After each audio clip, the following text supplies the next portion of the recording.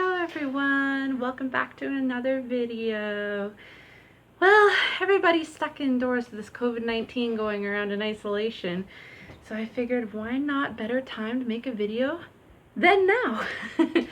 Here's to hoping that everybody is safe and healthy and doing okay.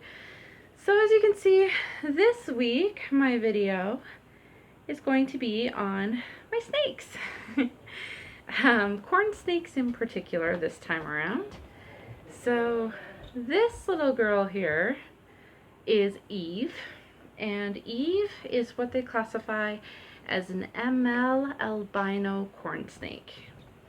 ML albino is just their gene, their pattern, that kind of stuff.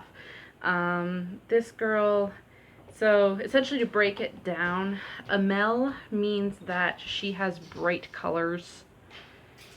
Orange, red, all that in there. Her belly, I don't know if you can see it, is white. That's a male. It's just bright colored. Albino gives her red eyes, like that, and it gives her white. So around those red patches in here, you can see, I don't know if you can see that, but you can see white right there. If she was not albino, then that white would be black. So that's just the albino in her. You can find these guys in southeastern and central United States mostly. They like to inhabit cornfields, old buildings, granaries, that kind of stuff where rodents are found, really. They're carnivores, and they like their mice. Trust me, they really like their mice. In the wild, they eat every few days because they're constantly on the move, hunting for food. In captivity, this girl gets fed once every 2 weeks, just because they're mainly laying around in their enclosures doing nothing. Their technical or scientific name, and I know I'm going to butcher this, so I'm going to ask for forgiveness right now. But their scientific name is Panthrophis guttatus. Maybe. I think I said that right, but not too sure. They're in the colubrid family. And colubrids are the only family of snake that I can have where I am. All constrictors and pythons are illegal, which kind of sucks because my dream snake is a boa constrictor, but oh well. There's lots in the colubrids that you can purchase and you can get. So these guys are part of that. I do have one more corn snake, Ember. She will be showing up in the next video, and she's got a little twist to her, so I'll have to explain that when I release my next video. These guys are pretty active, as you can see. She's crawling around on me and everything, but they're very laid back. They're very docile.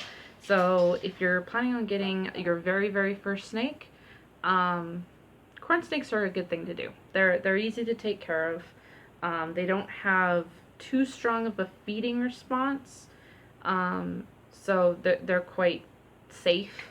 If they do bite you, they can cause a bit of damage, but nothing too serious. Nothing that's going to require stitches or anything like that.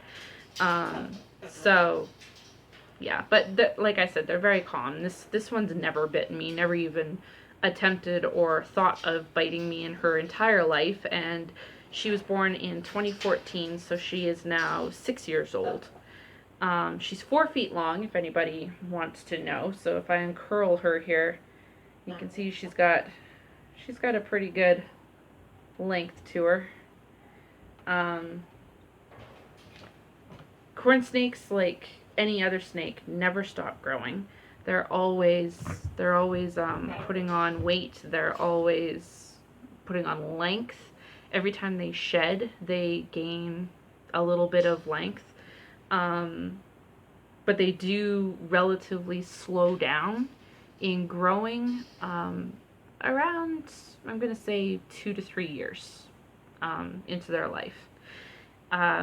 Speaking of that, in the wild, these guys live anywhere from 6 to 8 years old. But in captivity, they're very long lived. They can live 23 years and longer if taken care of properly. I did a little bit of research before I filmed this, and I found out that the oldest recorded corn snake was 32 years and 3 months. Now, there might be even longer lived corn snakes out there that just haven't been recorded, but that's the oldest recorded corn snake. So that's pretty cool. You still have a long way to go. These guys go into a type of hibernation in the wintertime. In the snake world, it's called brumation. Now, you don't have to put the snake into brumation. Personally, I'm not breeding or anything, so I just leave the temperatures as is.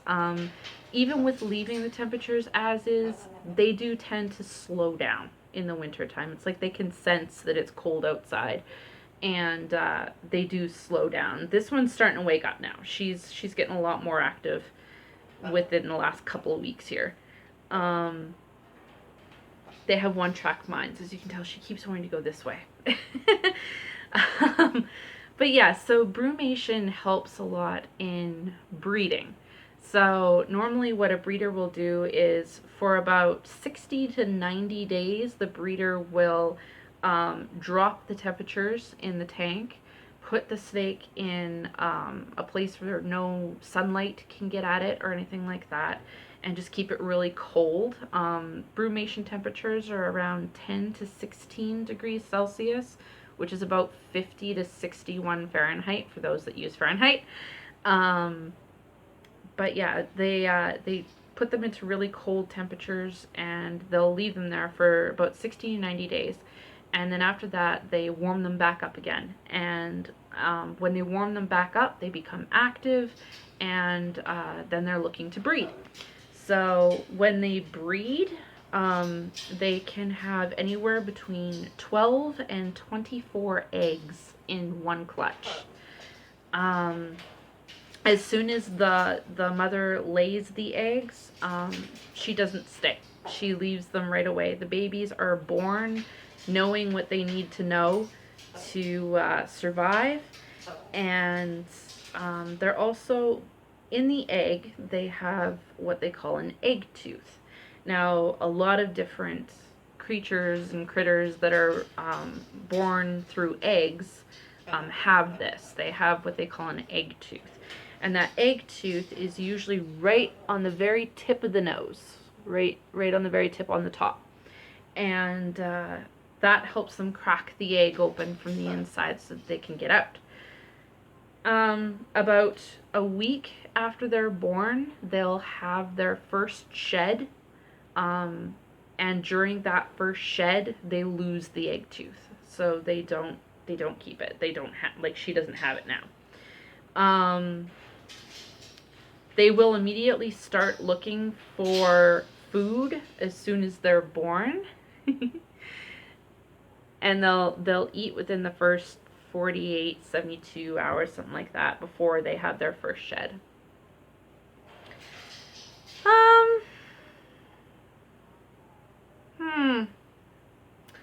What else can I say? Oh, they're in the egg about 10 weeks is how long they're in the egg. What else? I'm just trying to think of anything else that is interesting facts. Oh, defensive. So when they are threatened and they want to kind of warn away their predators, they will rattle their tails. Now, obviously, they don't have any rattlers on their tails. It's just scales here.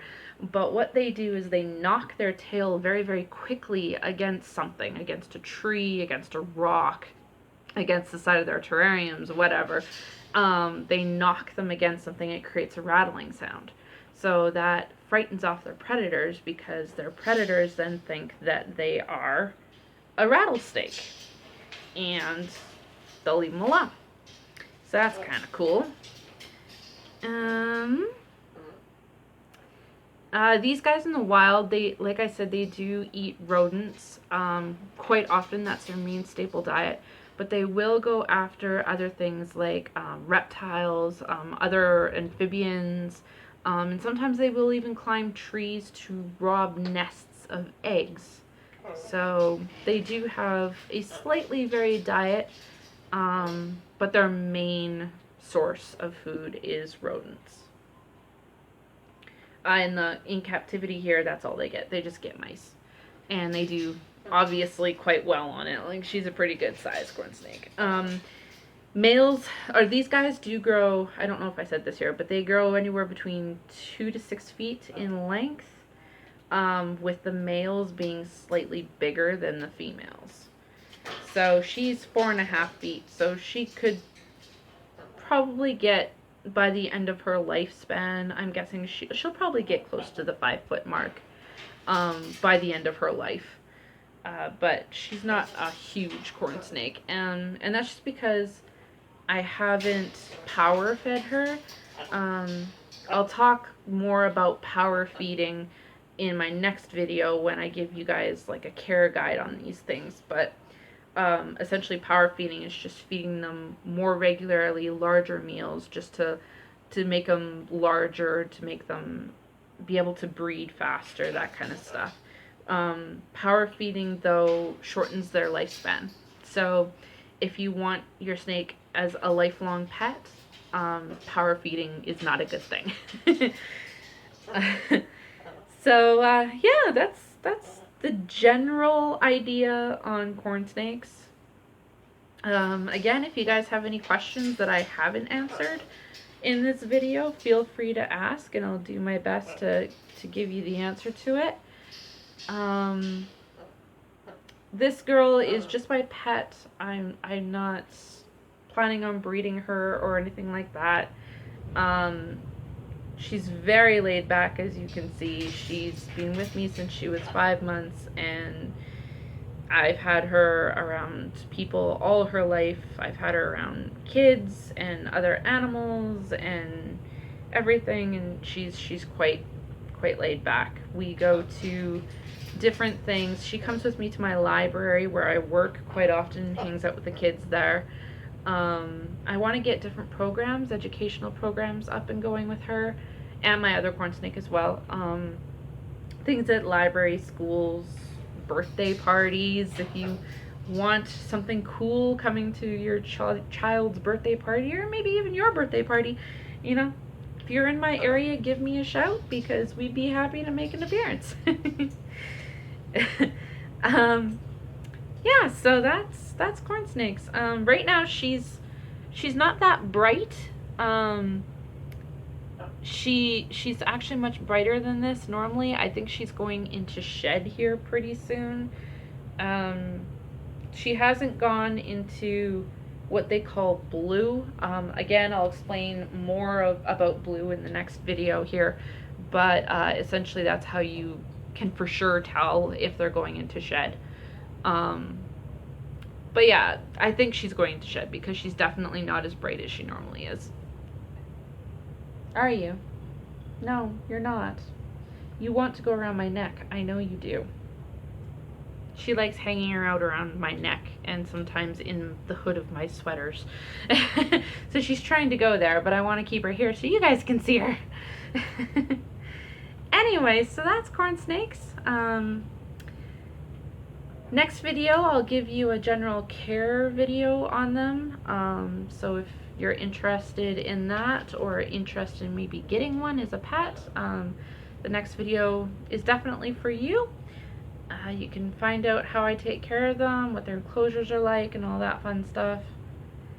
And then the video after that will probably be a feeding video. So I'll put a warning on that video. If you don't want to watch it, don't watch it by all means. I know it's not for everybody, but yeah, I'll do a feeding video for those that are interested. So that's my corn snake part 1 video. The next video hopefully will be out within the next couple of weeks. Again, we're in isolation here because of COVID-19, so not much else I can do, but I don't want to rush the videos either because then I have to think of what else I'm going to do after this, so we'll see how that works out. If you haven't liked and subscribed to me on YouTube here and on my Instagram and my Twitter, those 2 links are going to be down in the description box, so make sure you go check those out if you want to. And we'll see you in the next video. Have a good time and stay safe, everyone.